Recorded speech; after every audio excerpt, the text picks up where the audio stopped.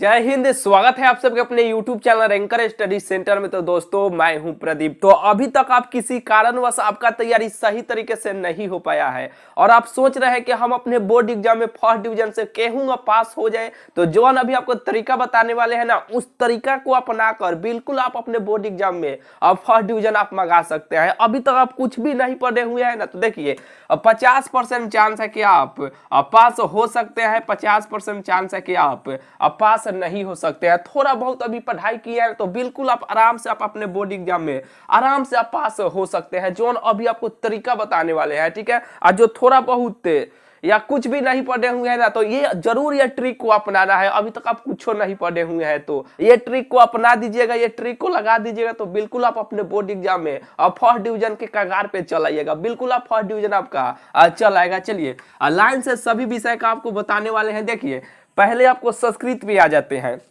जैसे कि देखिए आपका 6 गो सब्जेक्ट होगा, यानी 5 गो, जैसे कि 6 गो सब्जेक्ट होगा, इंग्लिश को मिलाकर नहीं तो 5 गो सब्जेक्ट का आपका नंबर आपको काउंट होता है, यानी गिनाता है। लेकिन 6 सब्जेक्ट का आपको अब बताने वाले हैं। देखिए पहले आपको संस्कृत का बताते हैं। अगर संस्कृत के पेपर में कुछ भी नहीं आएगा ना, यानी क्वेश्चन आंसर को कैसे आपको बनाना है बताने वाले हैं। देखिए और पहले का आपको संस्कृत पे आपको बताते हैं।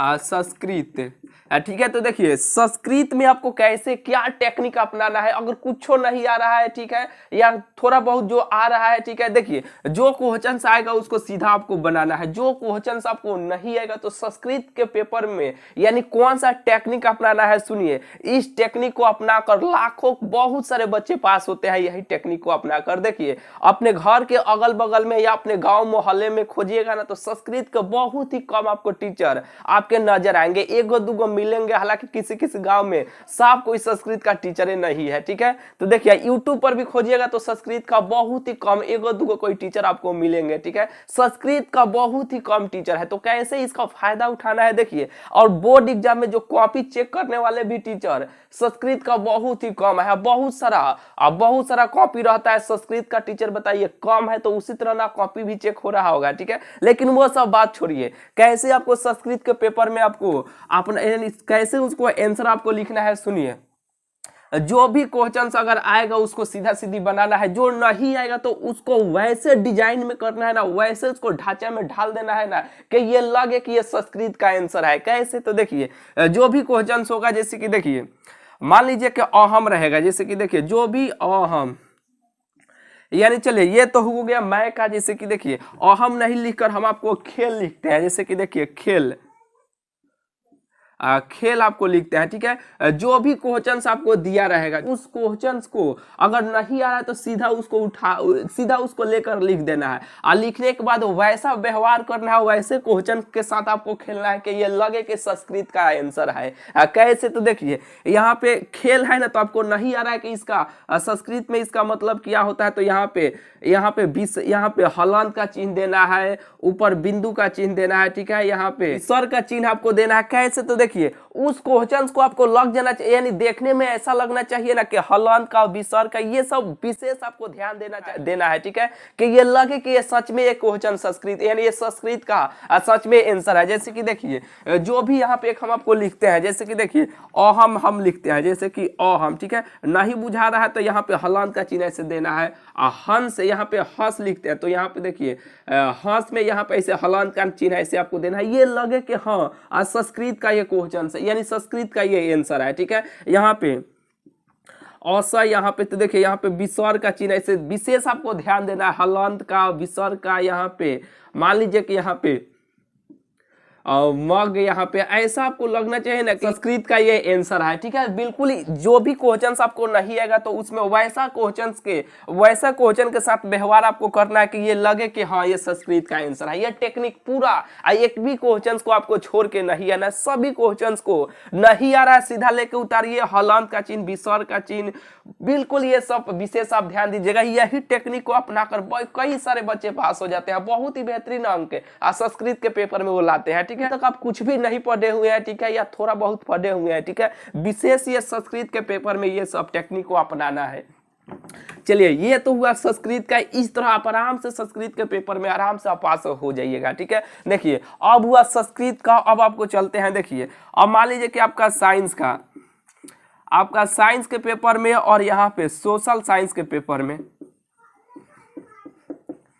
सोशल साइंस के पेपर में आप कैसे पास होइएगा, देखिए साइंस और सोशल साइंस में दोनों प्रैक्टिकल का है, ठीक है। क्या है कि ये दोनों में प्रैक्टिकल में नंबर मिल जाता है, लगभग इसमें 17 से 18 नंबर बिल्कुल मिल जाता है, ठीक है।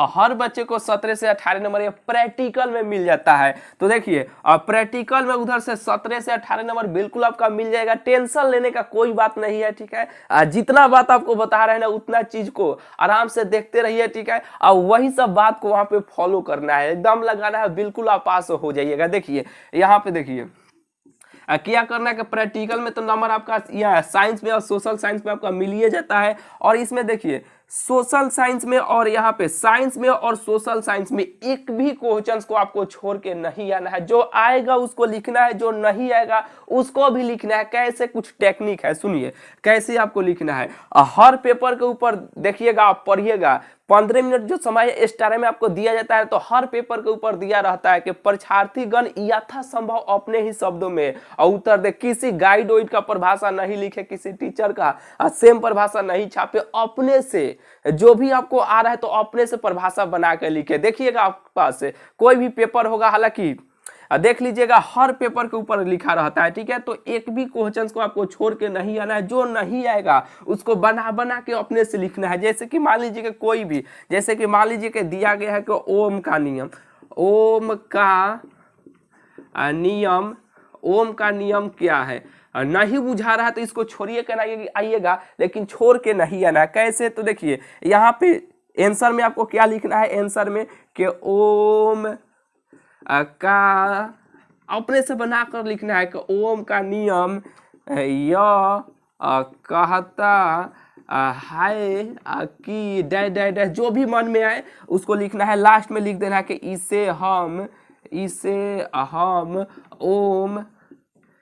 हम ओम का नियम कहते हैं। क्या कहते हैं, इसे हम ओम का नियम कहते हैं। ये सब टेक्निक को आपको अपनाना है, ठीक है। एक भी क्वेश्चंस को आपको छोड़ के नहीं आना, जो नहीं आएगा उसको भी अपने से परिभाषा बनाने का प्रयास कीजिएगा। बिल्कुल आप इसमें भी आप सोशल साइंस और साइंस में भी आराम से पास हो सकता है, ठीक है, जो अभी तरीका बताए हैं। चलिए अब मैथ में आप कैसे पास होइएगा, देखिए जितना बात आपको बोल रहा है ना उतना चीज को अगर फॉलो कर लेते हैं, मात्र एग्जाम से एक दिन भी पहले उतना चीज को अगर आप कर लेते हैं तो मैथ में आराम से आप पास हो जाइएगा। कैसे, तो सुनिए यहाँ पे देखिए, अब कुछ मैथ में वैसा ऑब्जेक्टिव क्वेश्चन है ना और सब्जेक्टिव क्वेश्चन है ना जो हर साल पूछा ही जाता है, हर साल रिपीट होइबे करता है, ठीक है।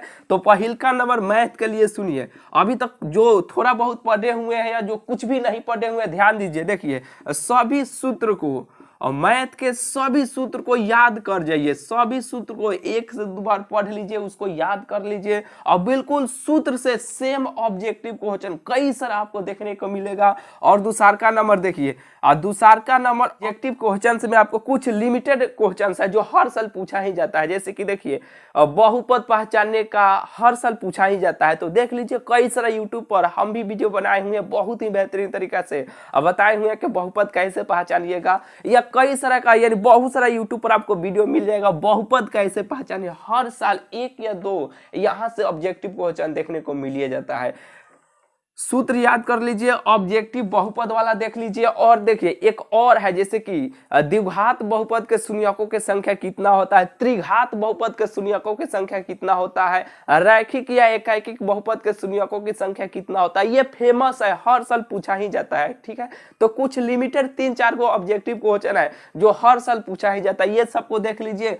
मैथ में बिल्कुल ऑब्जेक्टिव क्वेश्चन में आप पास हो जाइएगा। और सब्जेक्टिव क्वेश्चन में आप सुनिए, ये भी फिक्स है, यहाँ पे देखिए कि √3, √2, √5 ये सब हर साल दिया ही जाता है कि ये अपरिमेय संख्या है, यानी ये कैसे अपरिमेय संख्या है सिद्ध कीजिए। ये फेमस है, हर साल दिया ही जाता है। 4 गो थ्योरम है, पाइथागोरस का प्रमेय है, ये हर साल 5 नंबर में दिया ही जाता है कि इस प्रमेय को सिद्ध कीजिए। 4 गो प्रमेय है, चारों को यानी 4 गो फेमस है आप कहिएगा तो करा देंगे, ठीक है, नहीं तो बुझा रहा जिससे पाइथागोरस का प्रमेय होगा। ये देखिए चारों का लिंक है, नहीं तो टेलीग्राम ग्रुप में इस वीडियो के डिस्क्रिप्शन में है, जुड़ जाइएगा, वहां पे आपको इसका क्या है कौन कौन चारों है दे देंगे, वहां पे सोल्यूशन का पूरा पीडीएफ के रूप में आपको दे देंगे, आराम से आप पढ़ लीजिएगा, नहीं तो कहिएगा तो आपको ये चैनल पर भी आपको करा देंगे ऑब्जेक्टिव क्वेश्चन से। जितना ला रहे हैं ना उतना करके जाइए, पूरा ऑब्जेक्टिव में गर्दा गर्दा कर दीजिएगा, ठीक है। जितना ये सब बात आपको बोले है ना कि मैथ के सूत्र ऑब्जेक्टिव क्वेश्चन 3-4 को जो फेमस है उस सबको पढ़ लीजिए, रूट 2 रूट 3 ये सब जो है आप देख लीजिए, प्रमेय जो है उस प्रमेय को आप देख लीजिए। मैथ में आराम से आप पास हो जाइएगा, ठीक है। अब मैथ का हो गया। चलिए अब 5वां नंबर देखिए हिंदी में आप कैसे पास होइएगा। देखिए हिंदी अपन विषय है, अपना भाषा है, आराम से आप हिंदी में भी पास हो सकते हैं। इसमें एक भी क्वेश्चंस को इसमें एक भी क्वेश्चंस को आपको छोड़ के नहीं आना, मैथ में भी छोड़ के नहीं आना है। ये नहीं कि मैथ में जो नहीं आ रहा है छोड़ के चुपचाप चला है, नहीं, एक भी क्वेश्चंस को आपको छोड़ के नहीं आना है। अगर आप पास होना चाहते हैं तो जो नहीं आया अपने से बना के बिल्कुल आप लिखिएगा। तो हिंदी में कैसे पास होइएगा सुनिए। हिंदी में कुछ लेखक का, राइटर के, जैसे देखिए चैप्टर का नाम और लेखक का नाम ये किसने लिखा है, ठीक है। ये देखिए यूट्यूब पर मारिएगा तो बहुत कई सारा वीडियो पड़ा हुआ है, ठीक है, आराम से देख लीजिएगा ट्रिक से कैसे लेखक का नाम, चैप्टर का नाम, लेखक का नाम दिया जाता है, यानी पहचानने, यानी कैसे याद किया जाता है, ट्रिक मारिएगा सर्च मिल जाएगा, ठीक है। बहुत सारा यूट्यूब पर बना हुआ है, आराम से देख लीजिएगा। यानी सेम 3 से 4 गो आपको ऑब्जेक्टिव क्वेश्चन यहाँ से लेखक से दिया जाता है कि बताइए इस चैप्टर को किसने लिखा है, मांगमा चैप्टर को किसने लिखा है, ये सब हर साल दिया जाता है। तो हिंदी में लेखक के नाम अगर पास होना चाहते हैं तो बिल्कुल आप मारिएगा, 5 से 10 से 15 मिनट का कोई भी वीडियो मिलेगा, आराम से आएगा। हिंदी में एक भी क्वेश्चन को छोड़ के नहीं आना है, बोले है ना कि अपना भाषा है, और बिल्कुल आप अपने से बना के जो आएगा उसको लिखना है, जो नहीं आएगा उसको अपने से बना के बिल्कुल आपको लिखना है, ठीक है। ऐसे करके हिंदी में भी आप पास हो जाइएगा। चलिए अब यहाँ पे आ जाते हैं कि आप इंग्लिश में कैसे पास होइएगा। इंग्लिश में पास होने का क्या तरीका है सुनिए। इंग्लिश में आप कैसे पास होइएगा, बोले है ना यहाँ पे लेखक का नाम, चैप्टर का नाम, तो इसमें भी सेम उसी प्रकार है। लेखक का नाम आप याद कर लीजिए, लेखक का, और ये चैप्टर यानी इस चैप्टर को किसने लिखा है ये सब याद कर लीजिए। और ये तो देखिए नहीं आएगा छोड़ के, एक भी क्वेश्चन को नहीं आना है। आंसर में बढ़िया वर्ड को ढूंढ के आपको लिखना है। नहीं बुझा रहा तो यहाँ पे देखिए जो पैसेज दिया जाता है ना, पैसेज, उस पैसेज में से बढ़िया वर्ड को लिखकर उसी आंसर में आप लिखिए। उसी आंसर में जो नहीं बुझा रहा है क्वेश्चन का आंसर है क्या होगा, उसमें आराम से अब भरिए, सभी क्वेश्चन को लिख कर आइए, आराम से बिल्कुल आप पास हो जाइएगा, ठीक है। ये सीधी इसका सारांश समझे तो देखिए एक भी क्वेश्चन को आपको छोड़ के नहीं आना है। अगर आप पास होना चाहते हैं तो जितना क्वेश्चंस बनाने के लिए दिया जा रहा है उस सभी क्वेश्चंस को बना के रहिए, बिल्कुल आप अपने बोर्ड एग्जाम में पास हो जाइएगा। यही तरीका है, यही टेक्निक को आपको अपनाना है, आराम से आप फर्स्ट डिवीजन से पास हो सकते हैं, ठीक है। तो चलिए अब मिलते हैं फिर आपसे अगले वीडियो में। चैनल को अभी तक आप सब्सक्राइब नहीं किए हैं तो जरूर से जरूर आप सब्सक्राइब कर लीजिएगा, ठीक है। तो चलिए अब मिलते हैं फिर आपसे अगले वीडियो में।